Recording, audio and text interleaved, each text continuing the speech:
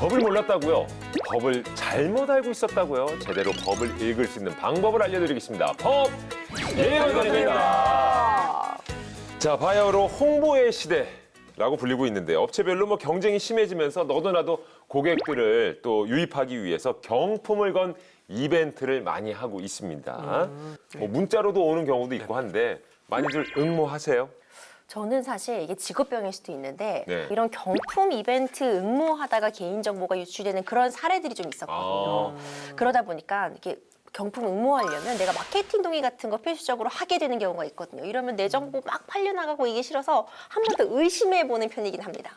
저는 한번 그 운동화 네. 당첨돼 본 적 있죠. 어떤 운동화요? N사. 네, N사에. 원래 그런 거 관심 없었는데 이거 리셀가도 상당한 거니까 다들 응모하세요? 뭐 이렇게 누가 알려준 거야. 그래서 처음 해봤거든.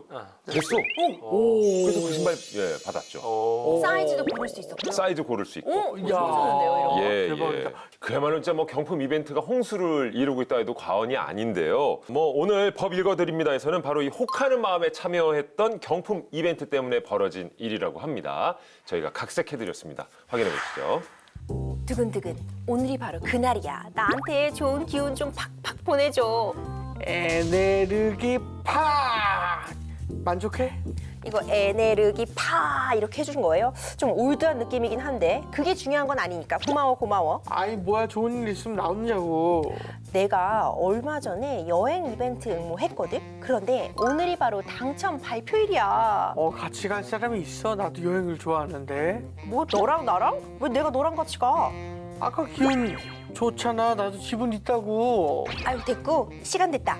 내 이름이 있을 것인가 없을 것인가? 있다. 이야 이번 성탄절은 나 2박 3일 공짜 여행이다. 아 나도 여행 가방 싼다. 이번 이벤트에 당첨이 되셨다고요? 네, 저에게도 살다 보니 이런 행운이 다 있네요. 여행권이랑 숙박권 오늘 받아갈 수 있죠? 덕분에 이번 크리스마스는 아주 제대로 특별하게 보내게 됐어요. 제가 평생 단골하겠습니다. 고객님 잠시만요. 저희가 알아보니까 이 성수기라 예약이 안 되네요. 네? 그런 말이 어디에도 없었어요. 성수기라 안 된다는 이야기 없었는데 이제 와서 무슨 얘기예요? 잠시만요. 보니까 이게 뭔가 착오가 있는 모양인데요. 이게 2박 3일은 힘들고 1박밖에 안 되네요. 어떻게 이거라도 하시겠어요? 아니 그런 게 어딨어요. 2박 3일이라고 해놓고 이제 와 말을 바꿔요. 법률 규정 한번 잘 찾아보세요. 저 끄트머리에 있었는데 저희도 이런 이벤트 한두 번 하는 게 아니에요. 좀 세상 물정이 좀 어두우신 분이신가? 지금 법 이야기 하신 거예요? 법률 이야기 나왔으니까 잘 됐네요. 제가 사실 변호사예요. 재판에서 한번 다퉈보시죠. 변호사셨어요? 고객님 미리 말씀하시지. 고객님 잠시만요. 고객님 잠깐만. 자, 이렇게 좀 각색을 해드렸는데 맞아요. 이렇게 당첨돼갖고 갔더니 뭐는 뭐 때문에 안 되고 언제는 뭐가 때문에 안 되고 뭐 어쩌고 저쩌고 말들 많은 경우 많죠. 그렇죠. 근데 하필 경품에 당첨된 분이 임 변호사는 아니고 네. 실제로 때마침 변호사였다는 겁니다. 네. 이게 어떻게 해결이 되려나 이제. 변호사 앞에서 법 이야기를 하는 거는 진짜 고양이한테 생선 맡기는 거랑 다름이 아니 없죠. 근데 네. 이게 저도 그건 굉장히 맞지 않는데. 그래요? 믿지 못한 사람한테 뭔가를 맡길 때 고양이한테 생선을 맡긴다 이런 표현을 쓰지. 나쁘진 않았어요. 나쁜 그래요? 맥락은 이해가 왔어요. 이번 사례가 저희가 각색을 하긴 했지만 엄청 화제가 됐던 실제 사건이었고요. 이게 재판까지 갔습니다. 자, 일단 뭐 결론이 어떻게 났는지는 굉장히 궁금합니다만 그래도 정리를 하면서 가야 되겠죠.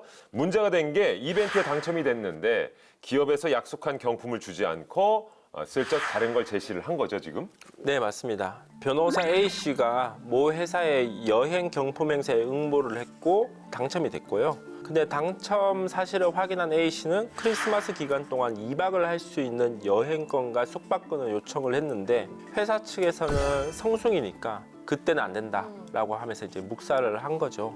그러고 항공편이 격일로 운행된다는 점 내세워서 A씨의 요구에 대해서 1박만 제공하겠다. 원래는 2박 써 있었는데 네네네. 그런 1박만 식으로 할 수밖에 없다. 처음에 나온 거랑 좀 다른 내용으로 어떻게든 무마하려고 했던 것 같아요. 그러니까 결국 어떻게 됐냐? A씨가 소송을 걸었겠죠? 손해배상 청구 소송을 제기를 했습니다. 아니 왜 지키지도 못할 약속하면서 재판까지 가는 건지 상대 회사가 작은 회사였겠네요. 그건 아니었던 것 같습니다. 나름 그래요? 업계에서 이름이 있는 상위 회사 중에 하나였다고 합니다. 야, 그럼 그 기업의 이미지도 좀 생각을 해야지. 네. 어떻게 이런 결과가 이어졌는지 모르겠는데, 자, 재판 결과 어떻게 나왔습니까? 우리가 예상 가능한 결과였던 것 같습니다. 재판부는 법원은 회사 측은 변호사 A 씨에게 2박 3일 호텔 숙박료와 항공료를 배상하라는 판결을 내렸습니다. 당연한 결과죠. 이게 왜냐면 뭐 약속을 한 거니까. 그럼 변호사님이 배상받은 돈으로 여행을 잘 다녀오셨겠죠. 그 정도만 돼서도 약간 괜찮았을 텐데 역시 만만치 않은 회사였던 거죠. 이런. 돈을 안 줬습니다. 그러니까 이제 또 변호사가 열받았잖아요. 강제 집행에 들어갔습니다. 그래서 회사에 이 압류 빨간 딱지가 붙잖아요. 에어컨 4대에 압류 딱지가 붙었습니다. 야. 급히 이제 이 돈을 냈고, 근데 변호사 A 씨는 이분도 참 대단한 게 다 기부하고 끝냈어요. 야. 본인도 돈 때문이 아닌데 지금 화가 났으니까. 궤심하다 이거지. 네네네, 열받아가지고. 그렇죠, 근데 뭐 이렇게 이름도 알만한 기업이 이렇게 아니란 대처를 했을까? 그러게요. 그러게 말입니다. 사실 더 재미있는 부분이 있는데요. 이분이 또 유명한 재판을 하나 더 하신 게 있습니다. 대형 프랜차이즈 카페에서도 굉장히 비슷한 이런 사례가 있었는데요. 당시 이 변호사 A 씨가 수임을 해서 화제가 됐었습니다. 카페 홈페이지에 이제 특별한 사연을 올리고 SNS에 공유를 하면은 추첨을 해서 100명에게 1년간 매일 무료 음료 쿠폰을 제공한다는 이벤트를 실시를 했는데 B 씨가 이제 당첨이 된 겁니다. 그런데 카페 측에서는 이거 실수였다 이런 이유로 행사 공지 내용을 뒤늦게 수정을 하고 B 씨에게 음료 쿠폰 한 장만 지급을 한 거예요.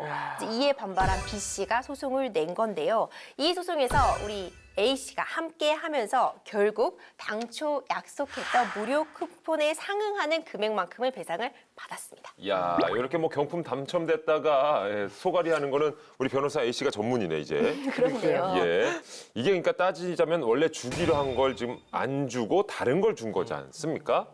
그럼 이게 사기 아닌가요? 이런 질문을 정말 많이 하세요. 그러니까 사기다. 이렇게 내가 피해를 입었다. 너 지금 나한테 거짓말했어. 사기야. 이렇게 많이 하잖아요. 그런데 이 형법상 구성 요건을 갖춘 이 사기는 조금 다른 부분이 있어요. 사기라고 하는 것은 결국 누군가가 나를 속여서 기망해서 어떤 재산적인 처분 행위를 하게 해서 내가 손해를 본 경우에 사기죄로 처벌이 되게 되는데요. 이제 문제는 그 과정에서 고의성이 있어야 되는 거예요. 내가 일부러 속여서 저 사람에게 재산적인 처분 행위를 하게 해였어야 되는 것이 있는데 두 사건 모두 지금 회사에서 일부러 그런 게 아니에요. 내가 사고했어요. 실수했어요. 이렇게 말하고 있는 상황이라서 사실 사기죄를 적용하기에 좀 어려움이 있어 보입니다. 근데 요즘 경품 이벤트들 중에서 개인정보 같은 것을 기입을 하면은 뭐 경품을 주겠다. 이런 이벤트는 문제가 되지 않을까. 개인정보를 사고 파는 일이니까. 네, 약간 문제된 경우가 실제로 있었습니다. 2011년에 대형마트에서 고객 경품 행사를 진행을 하면서 경품 추첨을 빌미로 이제 개인정보 동의 요청을 해서 대부분 사람들이 이제 동의를 한 거죠. 근데 설명 약관이 있었습니다. 네, 아주 작은, 심지어 이 약관이 1mm 크기의 글자 크기로 이제 이렇게 적혀져 있었어요. 누가 보겠어요? 아무도 안 보는 건데. 동의를 한 사람이 712만 명이었습니다, 당시에. 그래서 대형마트는 7개 보험회사에 148억 원을 받고 팔았습니다. 그래서 이게 큰 문제가 됐던 사건이 있었어요. 고객들의 정보를. 네, 그렇습니다. 야, 이걸 돈을 주고 제가 판 거네요, 진짜. 네. 돈을 받고.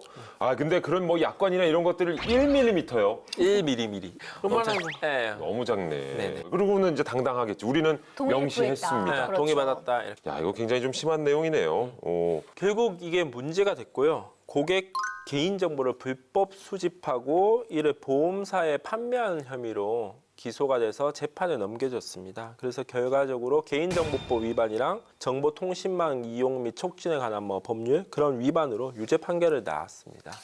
이 개인정보를 활용하고자 할 때 이 대원칙은 매우 간단합니다. 잘 알리고 동의를 받아라. 그런데 이렇게 작은 글씨로 안내를 해두면 잘 알렸다는 요건을 충족할 수가 없겠죠. 이번 사건과 같이 당사자의 동의를 제대로 구하지 않고 개인정보를 수집하거나 활용을 하게 되면은요, 개인정보보호법에 따라서 5년 이하의 징역 또는 5천만 원 이하의 벌금이라는 처벌이 내려질 수 있다는 점 꼭 기억해 두셔야 될 것 같고요. 이렇기 때문에 이런 경품이나 이벤트 요즘 회사에서 굉장히 많이 하고 있기 때문에 이런 업무 담당하시는 분들 특히 개인정보 불법 유출 부분 제대로 단단히 대비하셔야 될 것 같습니다. 또 하나가 궁금한 점이 있는데요.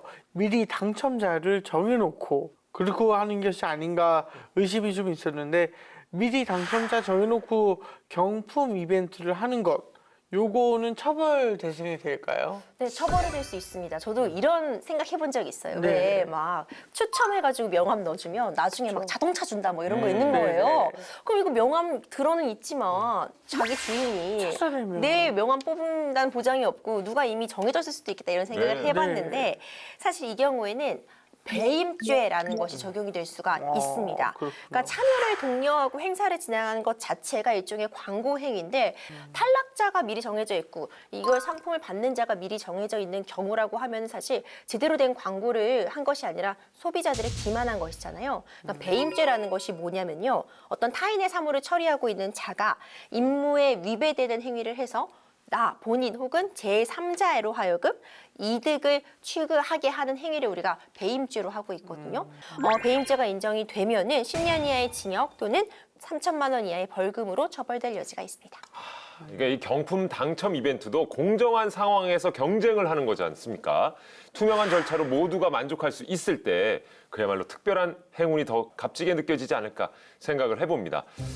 그런 의미로다가 오늘 저희 뭐 이벤트를 저희끼리 한번 해볼까요? 소소하게. 뭐 어떤 거 할까요? 예, 뭐 커피 쏘기라든지 어, 뭐 이런 것들. 제비뽑기에서. 예, 좋습니다. 예. 이러면서 이제 그 약관을 미리 얘기하는 거예요. 막 이렇게 해놓고는 우리끼리 공정하게 했어요. 예. 저는 이미 지금 약관을 다 설명드렸거든요. 설명드렸고. 뭐 이런 내용이라는 거 그렇죠. 아닙니까? 예, 안 됩니다. 공정하게 해야죠. 배임죄로 처벌받을 수 있습니다. 예. 배임죄. 아, 정말 가을밤이 깊어가고 있죠. 감기 조심하시고요. 저희는 다음 시간에 다시 찾아뵙겠습니다. 한 주 동안 행운 가득하시길 바라고요. 저희는 이만 물러가죠. 우리들의 법 함께해요.